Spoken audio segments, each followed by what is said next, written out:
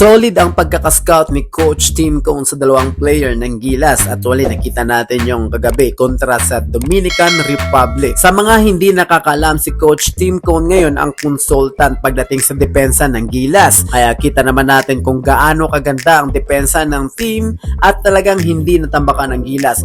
Yun nga lang ay may mga tawag talaga ang mga ref na para sa akin ay pwede naman sana wala lang tawag yun. Pero yun nga, wala tayong magagawa. A win is a win, sabi nga. Yung itapat si Edu kay Towns ay napaka-solid. Kahit ba sabihin natin na nakaka-score naman si Karl Anthony Towns ay talaga namang hirap at alam ng mga nasa loob kung anong galaw niya at gagawin.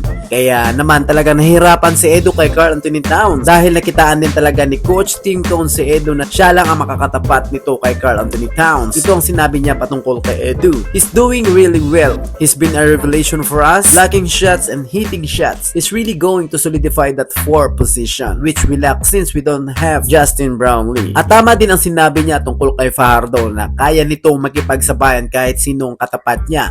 Nakita naman natin kahit NBA player caliber si Karl Anthony Towns, kayang-kaya niya ito iskuran at utakan. Maraming natawa noon sa pahayag na yan ni Coach Tim Cone na kaya ni Fajardo magdomina sa ilalim, pero kagabi pinatunayan ni Fajardo na tama si Coach Tim Cone.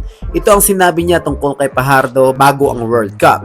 I've been really impressed with Junmar, he said in a separate interview shortly after one of the Gilas. I've seen him before in the last FIBA qualifying window and he's completely changed. He's running up and down, his body is really solid and he's been working hard, showing the way. He's doing these Junmar things. Yun ang sinabi ni Coach Tim Cone kay Junmar Fajardo. Yun nga lang sa bandang huli talaga ay nag-collapse na tayo lalo na nung na-fouled out si Jordan Clarkson. Pero buong game naman ay habang pinapunood natin ang Gilas, lalo na pagdating sa depensa, napapasabi nila ako na galing talaga ng pagkakascout ni Coach Tim Cone sa dalawang player na to.